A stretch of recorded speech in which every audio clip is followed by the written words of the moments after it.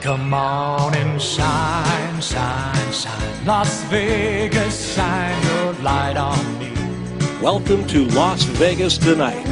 Join award-winning host Dale Davidson as he interviews the most remarkable people you'll find in the entertainment capital of the world. You'll meet entertainers, sports figures, newsmakers, community and business leaders, and people just like you with stories that'll touch your heart. Now, here's Dale Davidson.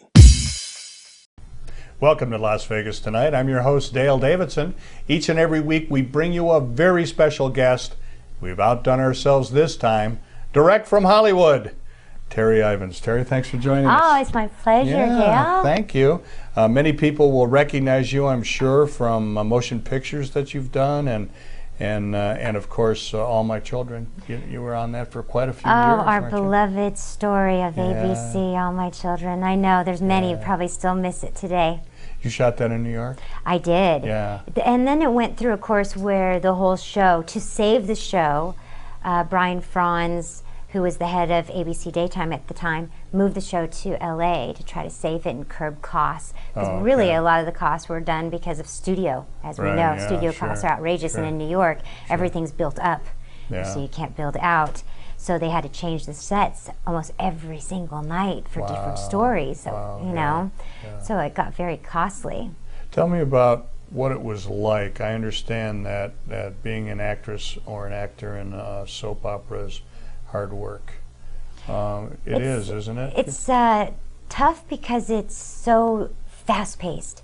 The best way I can put it to explain it quickly is like a commercial. It's 15, 30 seconds and they can spend 3 or 4 days to shoot it. Oh yeah, sure. Whereas with daytime, we've got 90 pages to do every single day. Wow. Right? Prime So you time, just crank 90 pages, and they'll take 4 or 5 days to shoot it. Right. So we got to be where if we're in pumping it out, every scene would take about 15 minutes from top to bottom. That's fast. Camera blocking, running it, shooting it. So to be on your toes and memorize quickly and really just listen to you know, your co-star. Sure. Because if they go off the page, you better go with them. That's right. I've totally forgotten what the next line is, but I'm going to feed you something, so you better think of what you're going to say. Well, you know, and sometimes you do it on purpose, like Mikey Just to Knight, throw 'em, right, who played Tad, and I got to work opposite him for a few years, which was just glorious because he was so funny. So he would, off the cuff, just tangent. And, you know, I loved it. So I'd just be right there with him and try to outdo him. Sure, you know? sure. You throw him a line saying, now do something with that one. Right. You know. Let's talk about your childhood a little bit, if you don't mind. Oh, I'd love to. You were born in the LA area, but you spent some time here in Nevada. Tell me about that. I did. I actually went to 2nd grade at Lewis E. Rowe Elementary School here. Wow. Yeah. Yay. Went to St. Vitus Church. Okay, sure. Where there was a Father Bear, which I was so young, but I remember Father Bear, because who could forget that name? Yeah, that's correct. Right? Yeah. My mom was devout Catholic, and it was during the time period when the Catholic Church was very open to the charismatic movement that was happening in the 70s. So Father Bear actually led my mom to find the Lord as her personal Savior. But you became born again in the Born Catholic again Church. through the Catholic Church. And I went through my catechism through the Catholic Church with not learning the Hail Mary. Wow. I know. That's basic. I know. Yeah. I still just have no idea, because they were like, you know, Jesus is the way and the power, and there's no reason. If your father, because my dad wasn't a Catholic, didn't want me to learn it, then they were like, then that's fine. Wow. But I still got to go through catechism full bore and have the wafer and the grape juice. Do the whole thing. Do the whole thing. You moved up to Reno from Vegas? We did. We did. My dad was in show business. Oh, okay. He was a rock drummer, played behind Freddie Fender, Oh, Mac sure. Davis, played throughout Las Vegas with a show band called the Leland Four. Oh, okay. And so that's how I exciting. stayed with the show towns, because we wanted to see our dad a little more often. So we moved to Reno because my dad loves to ski, being raised in Michigan, and sure. the Four Seasons of Reno, Lake Tahoe area are fabulous, and that's where I grew up. Yeah, it's a beautiful place and a nice little town. It was speaking. really little when I was little. It's not so little now. No, it isn't. It's like getting bigger and bigger. Like, we never had to lock our doors, cars or front. Yeah. You know, I'm sure it's changed. Yeah. It's everything has changed, Right? as you well know. Talk to me a little bit about your growing up years and your teen years, because that's going to play into your book, which we're going to talk about, and I'm going to hold up in a second. But you're an author as well. Tell me about why did you decide to write a book called The Buzz, Pointing Fingers? I wanted to leave something behind for my 10-year-old daughter, a sort of how to maneuver through the most difficult time in all of our lives, adolescence. God forbid, if anything were to happen to me, that there would be this manual, so to speak. But it's a novel. But it's a novel, and it's there'll be 5 books in its completion. Oh, okay. This is the first one, and it's based very roundly on some of my personal experiences at the same age. My lead character is 14 at the beginning of this book. And just starting in high school. Just starting high school, first Terrifying day. time. Terrifying time, right? I'm sure. Big school, 14, you know, different middle schools all clashing together. Just all new. Yeah. This is kind of a serious question, but something I've noticed, and I know very little about raising girls because I have 4 sons and 5 grandsons, so we apparently don't have whichever chromosome you need for girls. We put it in order, though, with my kids to make sure that they produce a granddaughter for us. But something happens to girls in middle school. In the early years, in elementary school, and from kindergarten on until about maybe 7th grade, somewhere in there, the girls are the leaders. The girls have developed faster than the boys. The girls seem to be better students and even better athletes, and they seem to be supremely self-confident. And then, when puberty hits, it all goes south, doesn't it?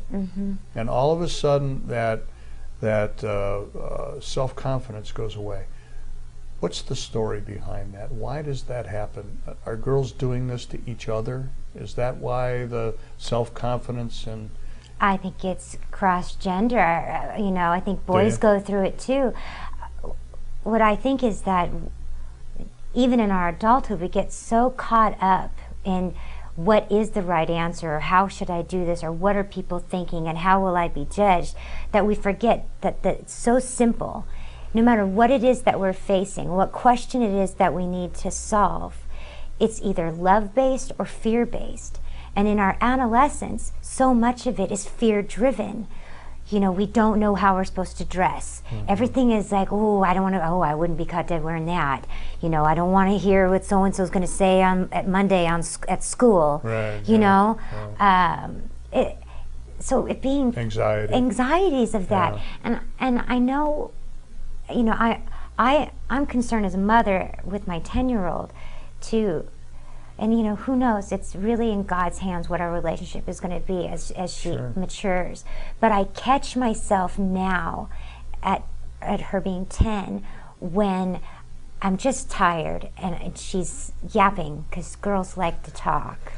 And I want to go, my gosh, zip it, woman, And I catch myself and go, remember, you are building your friendship and relationship that will last. If you don't snap at her now, she's not going to anticipate you snapping at her when it's the most vital time for you to listen. That's interesting. So I don't know if I'm on to something good, but I like what my daughter and I are building together, and it's me zipping it and just listening to whatever it is. And it's the same issues as what I know I wrote of in high school, and here she's in 4th grade.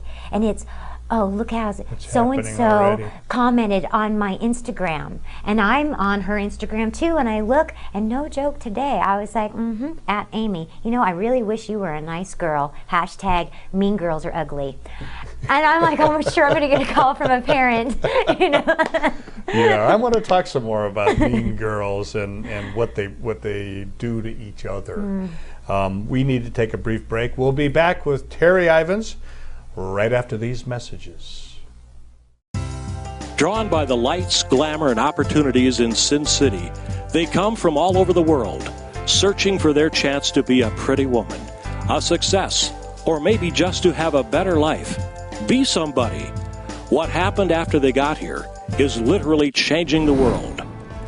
From the story of Tommy Scott, a former gang enforcer turned Christian evangelist, to the Hookers for Jesus Outreach Ministry, to the heart-wrenching story of Arturo Martinez and his heroic act of forgiving the man who assaulted and murdered his wife and 10-year-old daughter. Las Vegas Tonight presents an extraordinary depiction of Las Vegas as a city of transformation, from Sin City to Vegas Saints. Las Vegas Tonight, from Sin City to Vegas Saints, a collection of true stories of transformation, people whose lives were transformed, and people who are now transforming the world. Welcome back. I'm Dale Davidson, your host of Las Vegas Tonight. We're very pleased to have Terri Ivens with us.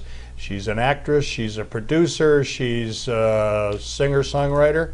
I don't know. She's everything. Yeah, my sister would be like, excuse me, that would be me, not my sister. Tell me about your sister.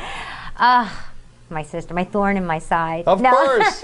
Of course. We all That's have what siblings are for. Right? Drive each other nuts. She is the most amazing talent musically, Yeah, is she? songwriter, whatnot. Yeah. She sang backup for Elton John. Wow, that's not nothing. Exactly. Yeah. So yeah, she coins the corner on the talent Yeah, market in yeah. the music department. But my whole family is musically inclined. I sing as well, but songwriter, yeah, no. Nah. But you are a writer. And the book's am. called The Buzz Pointing Fingers. I want to hold that up so you get an idea of that's. I really like the artwork. Thank you Lockers so much. and all that sort of thing. I cannot take credit. My 10-year-old daughter, Kiana Osgood, came up with that. Really? She picked it out. Wow. On the way to school one morning, love it. I said, Kiana, I need you. There's 3 photos. I'm like, which one do you want to touch? Without hesitation, she's like, that one. I'm like, thank you. That's all I need from you today. Done.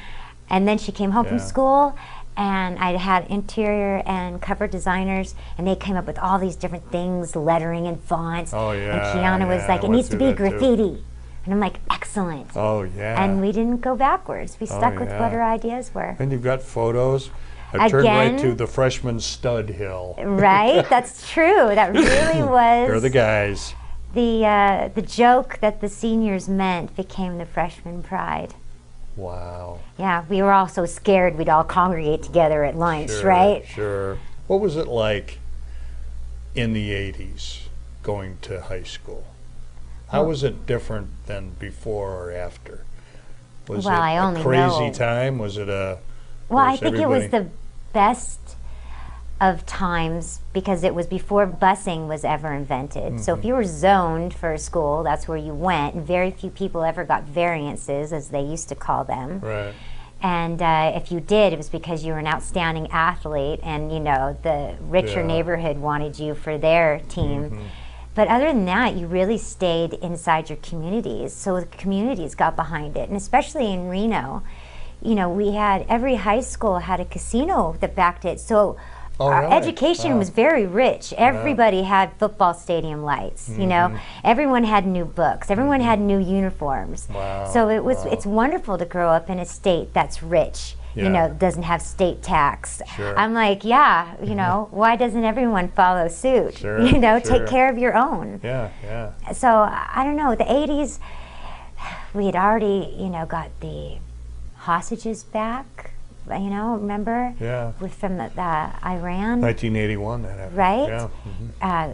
Reagan was in office. Right. He had just started the trickle-down theory of Reaganomics, so everyone had more cash in their pockets. I think the American dream had just rebirthed that you truly could do and be anything you wanted to if you just showed up. Just show up and work hard, and you can do it. And I'm really a product of that type of education. I never thought for a moment that I wouldn't get to do what I love to do. Now, in the same breath, my father raised me that being a success is making a living, doing whatever it is you love to do. Right. So he didn't care what profession I chose, just love to do it, because he said most people hate getting up in the morning to go do whatever it They is. say about 80%. Right? Yeah. So if we have that choice and realize it when we're younger, what is it that we want to do? And go pursue that. I don't know. Reagan was right in my count. Oh yeah, he's my hero. I know? had the chance to work directly for him Really? in the 80s, yeah. Yeah, I wrote words that came out of Reagan's mouth. So how exciting is that? That is amazing. So did you know you wanted to be an actress back then, back when you were in high school? I wanted to be a recording artist, actually. Oh, you did? Oh. Yeah, but I did nothing about it. And when I was 16, I turned 16, Amy Grant was Oh, sure. just budding, right? And she had her first album when she was 16, so I figured, well, then I will too. But if you don't show up or do the work or tell anyone like your father who's in That the you wanna business that do you it. have this dream, Yeah. nothing happens. And Yeah. my 16th birthday, I was wallowing in my self-pity in the dark in my bedroom, and my dad was like, why are you so upset? And I'm like, I'm a failure. I wanted to be a recording artist. And he's like, wow, why didn't you say something? I could have helped you. Right. Yeah. But then you segued from that into acting. I started doing theater in my Wow. high school at Hug High, where Yeah. is my setting in my first book, Right. Proctor R. Hug. I had a wonderful drama teacher, Eve Loomis, and she put me in the first musical, Little Abner. Wow, that's a great And show. I sang in the choir. There the you go. chorus. That's a great show. We need to take another brief break. I want to talk about your early career and about Miss Junior Miss Nevada. Yes, yeah. We'll be back with Terri Ivens right after this. A potential audience of more than 50 million people is reached every week by Las Vegas Tonight. To keep the important message of Christ's love on the air, we need your prayers and financial blessings. Please send your tax-deductible gift to Dale Davidson Ministries, 9030 West Sahara Avenue, number 255, Las Vegas, Nevada, 89117. For a donation of $25 or more, we'll send you a copy of Dale Davidson's new book, Las Vegas Tonight, From Sin City to Vegas Saints. You'll love these inspiring stories of Las Vegas Christians who are changing the world. Or donate to the ministry, or order Dale's book by going to vegassaints.org. That's vegassaints.org. Or call us today at 702-480-3989. That's 480-3989. God bless you. And welcome back to Las Vegas Tonight. I'm your host, Dale Davidson. We're pleased to have Terri Ivens, former Nevada girl, Yes, who's now in Hollywood. Speaking of Nevada girl, tell me about being Junior Miss Nevada. What was that like? You know, it was so rewarding because it's one of the few scholarship programs that Really? are given to girls. I mean, if it's not Miss America, then it's junior. And I was Nevada's junior miss of 85. How old were you? I just turned 18. Okay. And I went to nationals in Mobile, Alabama. Bruce Jenner was our host. Wow. He had just been donned Father of the Year, Wow. right? That's kind of hard to imagine now, isn't right, it? with all these young, late 17, 18-year-old girls. Yeah. And gosh, I got third runner-up overall. I won talent singing, God Bless America, my rendition of.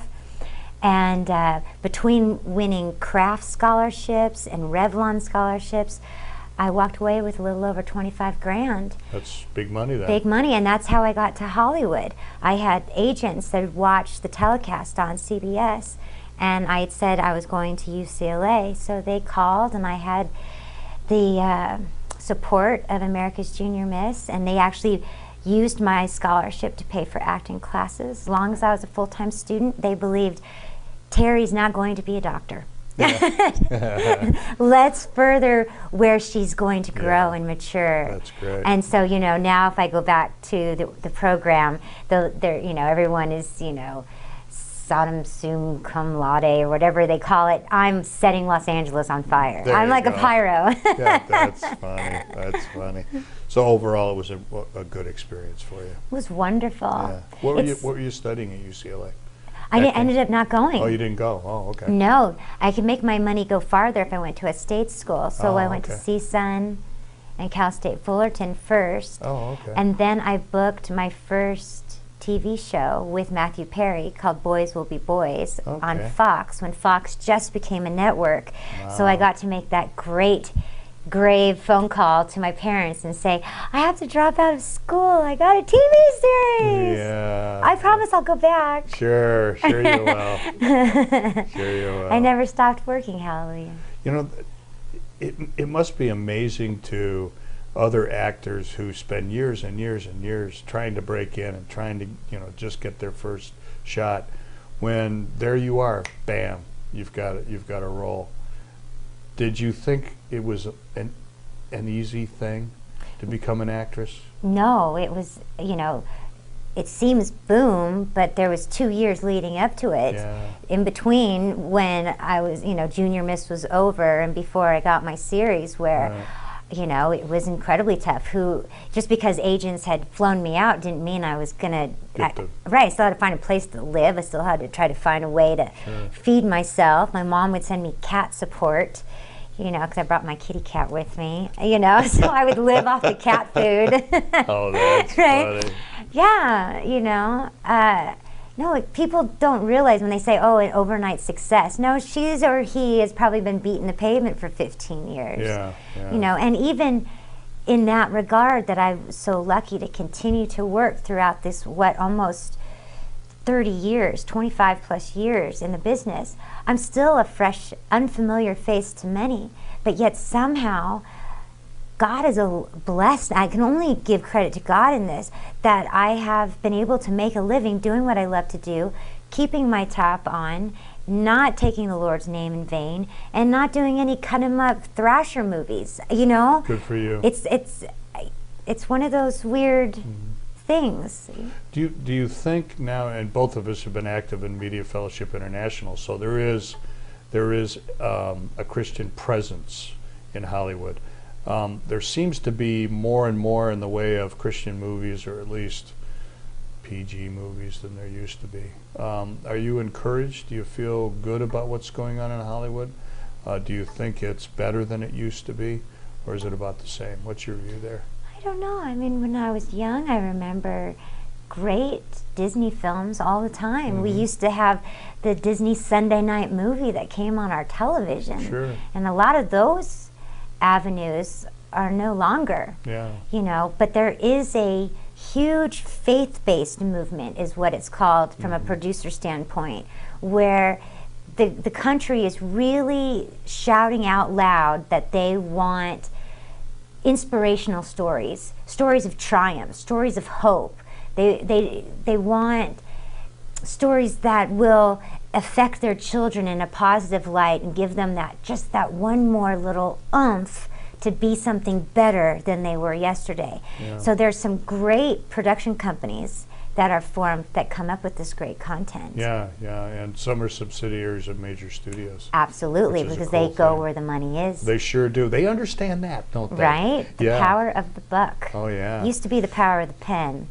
But no longer. No longer. We need to take another brief break. We're going to be back with Terri Ivens. We're going to talk about faith right after this. Hello, I'm Dale Davidson. I hope you're enjoying Las Vegas tonight. The guests we've had on the program are wonderful examples of Christians who take seriously Christ's command to love one another.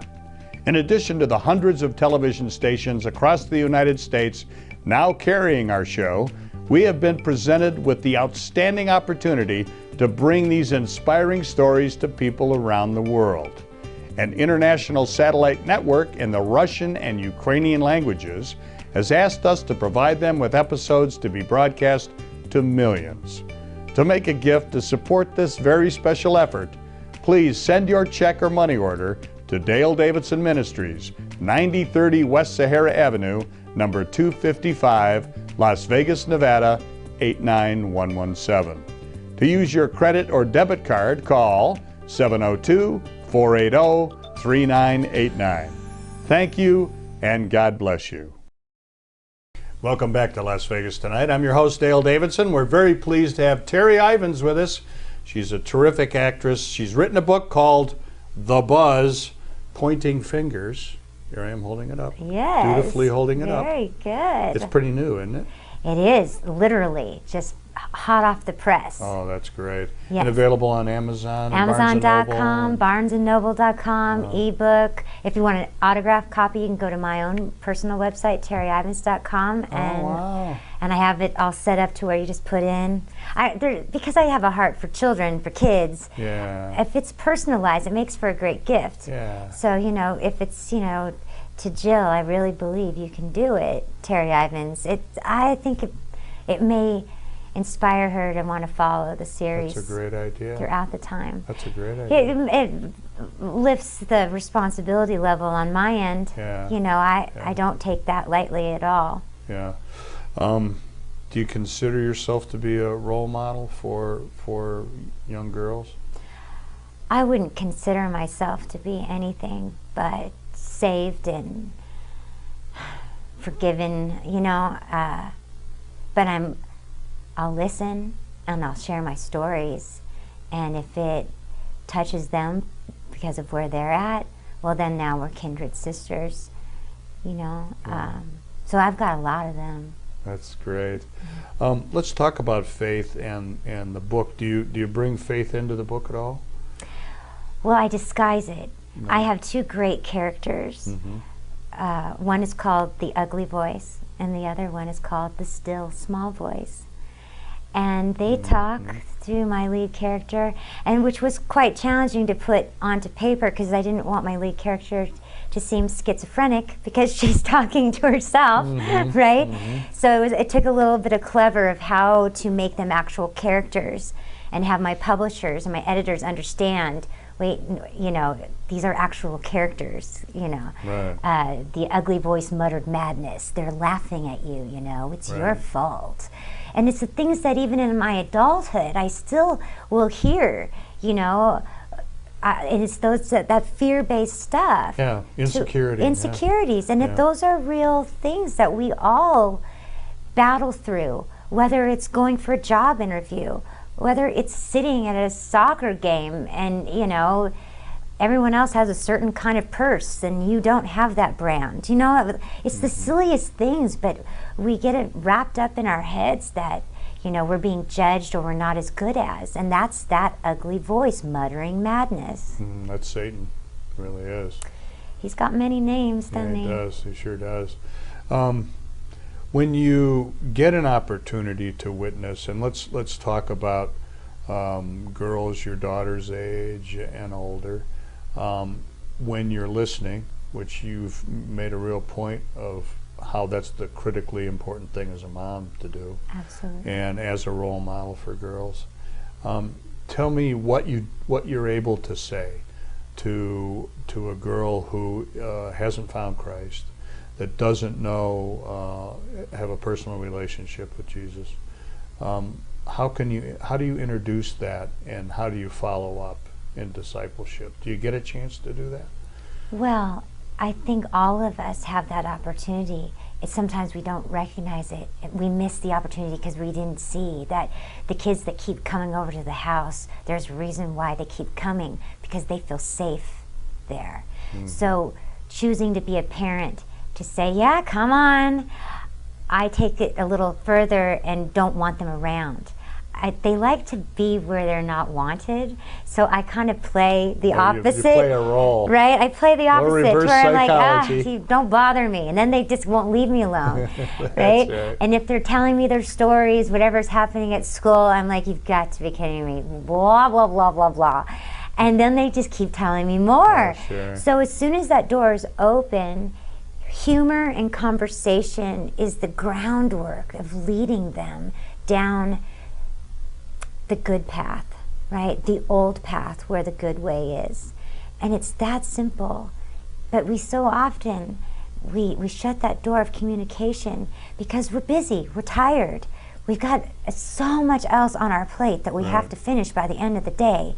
Just leave me alone. I mean, these are things I battle with, that I've said out of my own mouth that I choke back later and have to say, forgive me, Lord, help me not to do this again. Because it is truly fascinating how just having eye contact with a child, how they will just open up and they will lead where the conversation needs to go. They will ask the questions, and then by your own example, by your own story, you'll move them.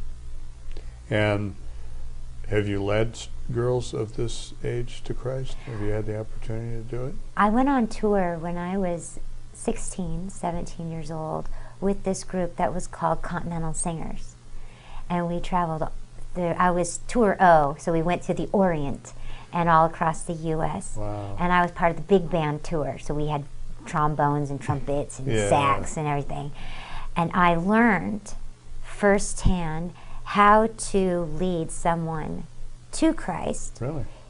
The actual, theologian type way. Step 1, you do this. Step 2, you show them the scripture. John 3:16, you better know that one. And we wouldn't be able to get off the bus and have lunch if we didn't have certain scriptures memorized. Oh, okay. Which at 16, I'm like, you gotta be kidding me, I'm dying here. We're gonna just shove it in. I don't know, But it was such great training ground. Oh, yeah. Because now it just happens without even having to put it into any type of traditional thing. It's there. And I really think that children are so savvy and so smart in this day and age that they see through anything that is typical, that you must be original. And the only way is, like I said, conversation, eye contact, sharing your story.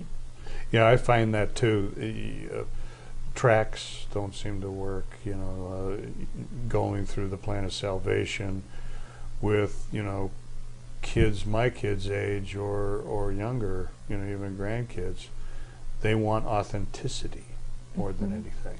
And Absolutely. boy, can they spot phoneness. Oh yeah. You know? They're looking for it Yeah. because they want to prove you wrong. Yeah. Why? Because they're a teenager and they have it all together. That's right. Yeah. So if My we mom were right. or my dad is just such an idiot. Yeah. Oh, yeah. I wrote a whole book about my mom being an idiot. Oh. That's fun. We're going to get back to your mom and dad in just a minute. Let's take another brief break. We'll be back with Terri Ivens right after this. Drawn by the lights, glamour, and opportunities in Sin City, they come from all over the world, searching for their chance to be a pretty woman, a success, or maybe just to have a better life. Be somebody. What happened after they got here is literally changing the world. From the story of Tommy Scott, a former gang enforcer turned Christian evangelist, to the Hookers for Jesus Outreach Ministry, to the heart-wrenching story of Arturo Martinez and his heroic act of forgiving the man who assaulted and murdered his wife and 10-year-old daughter.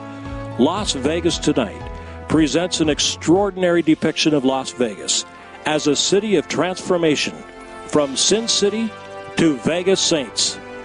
Las Vegas Tonight, from Sin City to Vegas Saints, a collection of true stories of transformation, people whose lives were transformed, and people who are now transforming the world. Welcome back. I'm Dale Davidson. You're watching Las Vegas Tonight, and we have Terri Ivens, author of The Buzz, Pointing Fingers. There you go. Yay! And there's going to be 5 books in the series? 5 books in the series. Tell me a a little bit about your experience when you were a freshman in high school and about your parents. Did you think Have they to were talk about them. complete idiots? Yeah, because you knew everything. Well, they were ridiculous. I mean, in all honesty, they were ridiculous. Like, I couldn't do anything. My mom was too afraid that, you know, I was going to get into trouble if I ever left the house. So she would always, like, her name should have been No, because that's all she ever said was no. And my dad, if I could catch him at any time away from her, he would say yes.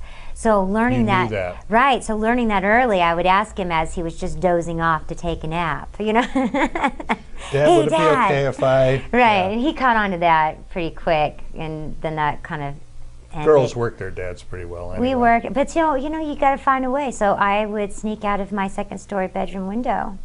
Did that when I was a kid. Too. Yeah, right. And I pushed my car down the street. Hop in. When I get home really late, I coasted. I knew exactly when to turn off the car to pull it around so it would be silent, to coast it back in, shimmy up the tree. But the fear of my mother flicking on the light when I crawled back in the window was so death-defying that I quit sneaking out myself without ever being caught. Yeah. Because just the wrath of my mother was... You knew what was coming. I started getting these like palpitations of like, she's going to kill me. Yeah, just, maybe the first couple of times I thought, oh yeah, I'm cool. But then like the fourth time, I'm like shaking, like, oh my gosh, she's gonna turn off the lights now, I know it. Oh, that's funny. Yeah, That's there is funny. something to be said with, the evil eye. Now, both parents were saved? Yeah, yeah. And tell me a little bit about that. Your dad was able to He be was- a rock drummer Yeah. and be a Christian at the same time? Yeah, well, he got saved on the road. I really don't know what his story is. I should ask him.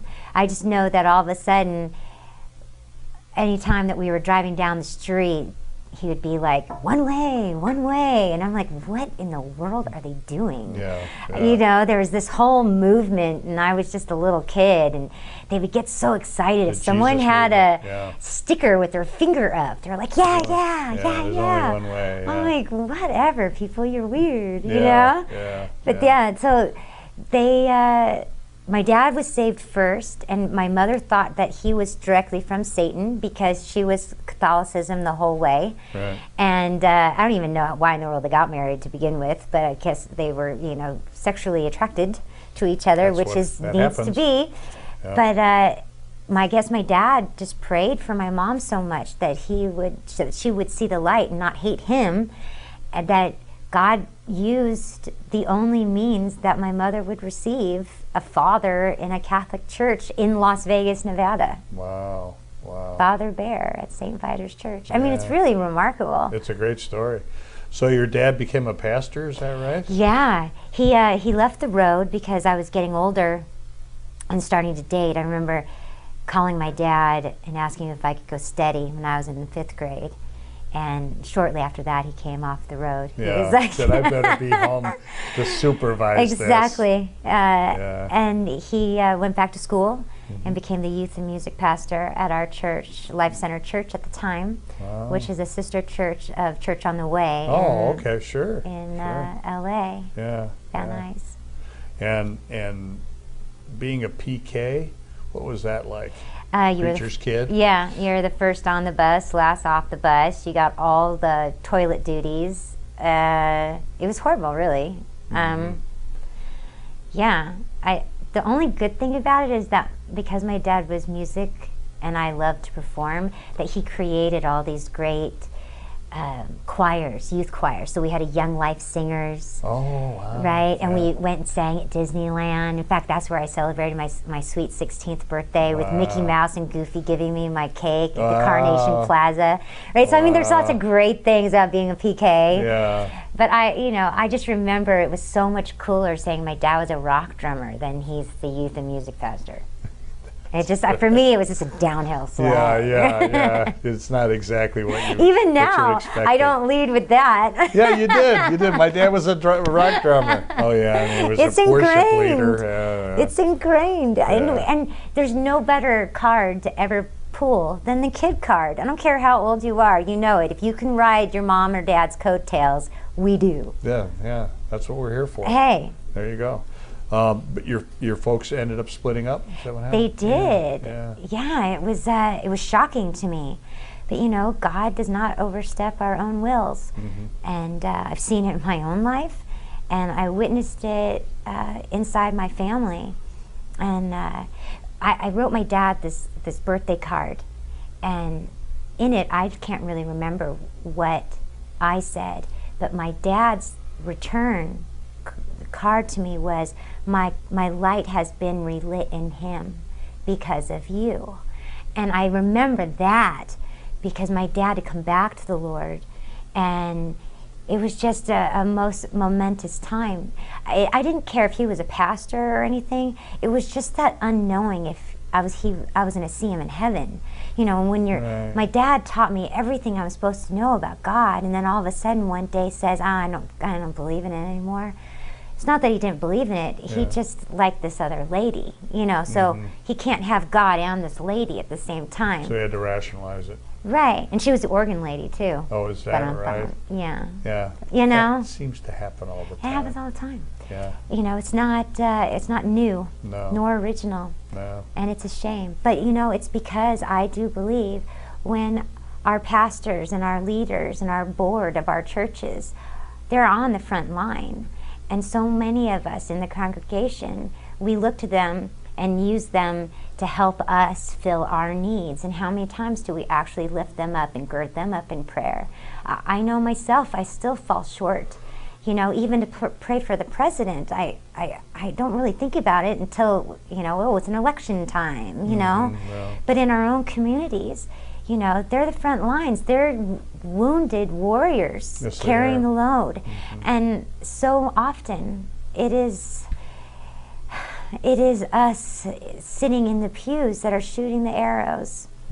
Yeah, we were talking about that before the cameras rolled. You know, we're the only religion that seems to shoot its wounded, you know. Right? Yeah, it's sad. It's sad, but we can make a change. Yeah. And it's just awareness. Yep. It's just awareness and being humble enough to know I'm not better than the next person. And, oh gosh, may I never be in that person's shoes. Yeah, and treat others the way that we're supposed to. Exactly. Yeah. We're going to take a brief break. We're going to come back with our last segment, and it'll be a good one. So stick around. We'll be right back. A potential audience of more than 50 million people is reached every week by Las Vegas Tonight. To keep the important message of Christ's love on the air, we need your prayers and financial blessings.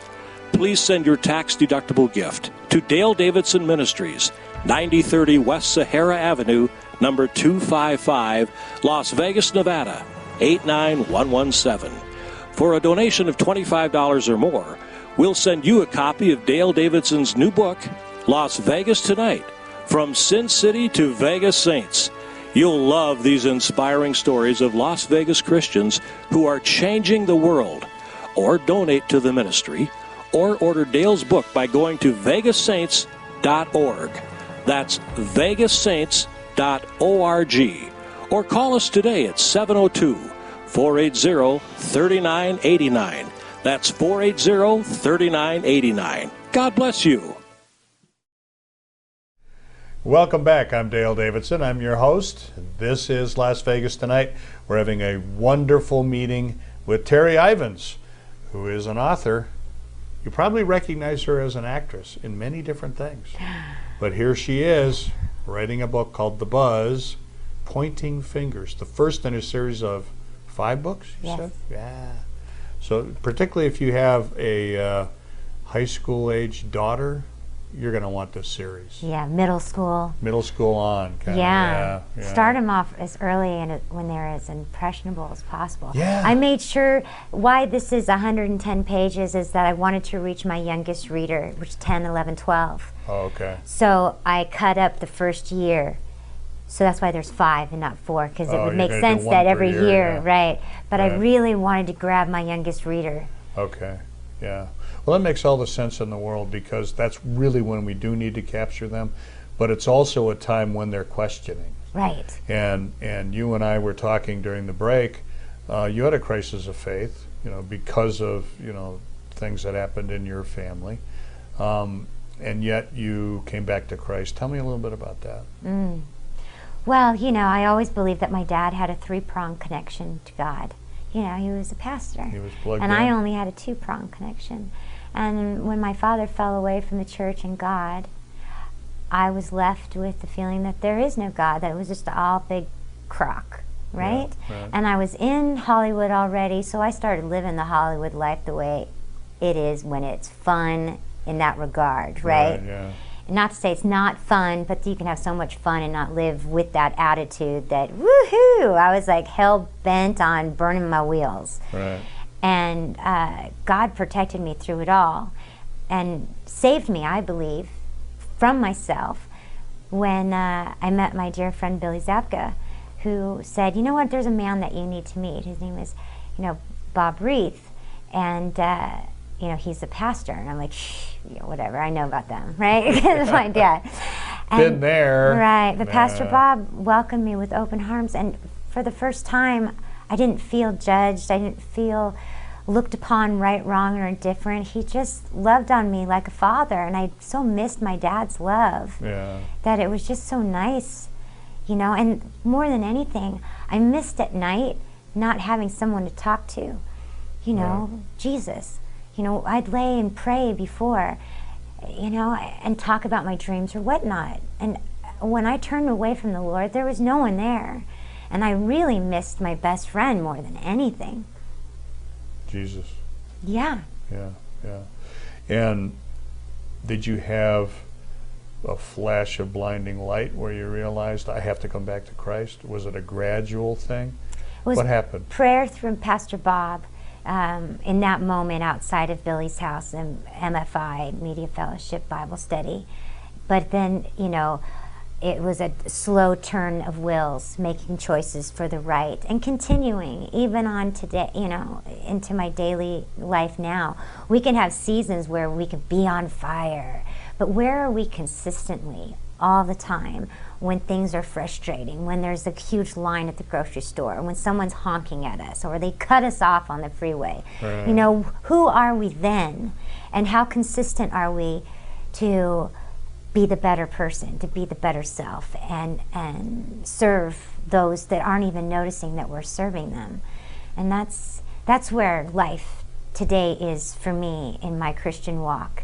And I'm so thankful for people like David Robinson and Billy Zabka and Bob Reith that were there to like the way. No, you gotta go right. Yeah, like what we're supposed to do with each other. Hold each other up, support each other, pray with each other. That's right. Sometimes just listen. Oh yeah. Cry, right? Mourn with those who mourn, laugh with those who laugh. Really, that's where it's at. Oh yeah. No one wants to hear, well, you should have, and you know what you need to do. Well, you know, it sounds like you have sin in your life. Yeah, that's right? always my You're going favorite thing. through a tough time and you can't pay your bills, and then you have the audacity of someone saying, oh my gosh, you know, I heard that she's been, you know. Those things don't help. No. They don't help. Yeah, that isn't Christ-like at all. The prayer chain was never meant to be a gossip line. Oh, I like that. Let's talk about your ministry. I think you have a terrific ministry to girls. Are you going to go out and are you going to talk about it? Are you going to be the Beth Moore of middle school and high school girls? Gosh, I guess only God will open that door, won't He? I definitely have a heart for them. I've been talking to kids about being their best self through America's Junior Miss program. I've been sharing my testimony in high schools and libraries and junior highs through Media Fellowship International. So this only seems in a weird way so fitting, yet it's happened even to me, very surprising. That's great.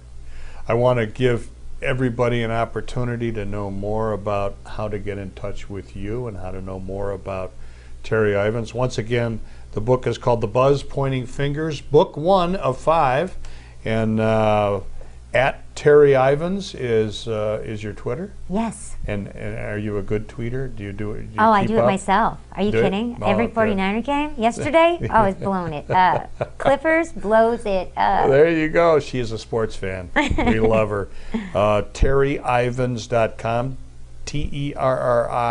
TerriIvens, TerriIvens.com. And people can order your book, and also there are samples of your television program. Yes. There, yeah. Which is, you know, in the secular world, it's more double entendre in the title. It's called Going to Bed with Terri Ivens, but it's only because of the time slot. Yeah. My mother shakes her head. Oh. Yeah, saying, "Oh, you had to do it that way." Yeah, but you kind of did, didn't you? Yeah, I kind of did. Yeah, you kind of had to do it. I just want to thank you so much for stopping by. You're going to a wedding, I understand? I am. Yeah, a girlfriend of yours is getting married? My sister. Your sister? My stepsister Wow, at that. wow. So my mom got remarried to this awesome guy, another drummer. Go figure. She likes men who can keep rhythm. There you go, there you go. Ba-dum-bum. Ba-da-boom. Like that. And you're going to be in town for a few days. Yes. Good. And you're taking your daughter to the tell me about that. Stratosphere. Oh Yeah. my gosh. And We're going she's to film some of it and are you? air it on my show on good. UBN radio. Oh, good. But yeah, we're going to do the Stratosphere roller coaster. Like as soon as we leave here, we're good. we're going straight to the top. It is terrifying. I told your daughter that. It's a lot of fun. It's terrifying. I hope I survive. What a mom. A great mom. And a great lady, a great Christian woman. Thank you so much, Terri Ivens. Thank you. Yeah, Dale. thanks for coming on the show. Please stick around. There's plenty more good stuff on this channel. I'm Dale Davidson, and as always, please walk with God. Hello, I'm Dale Davidson. I hope you're enjoying Las Vegas tonight. The guests we've had on the program are wonderful examples of Christians who take seriously Christ's command to love one another. In addition to the hundreds of television stations across the United States now carrying our show, we have been presented with the outstanding opportunity to bring these inspiring stories to people around the world. An international satellite network in the Russian and Ukrainian languages has asked us to provide them with episodes to be broadcast to millions. To make a gift to support this very special effort, please send your check or money order to Dale Davidson Ministries, 9030 West Sahara Avenue, number 255, Las Vegas, Nevada, 89117. To use your credit or debit card, call 702-480-3989. Thank you, and God bless you. You've been watching Las Vegas Tonight with Dale Davidson.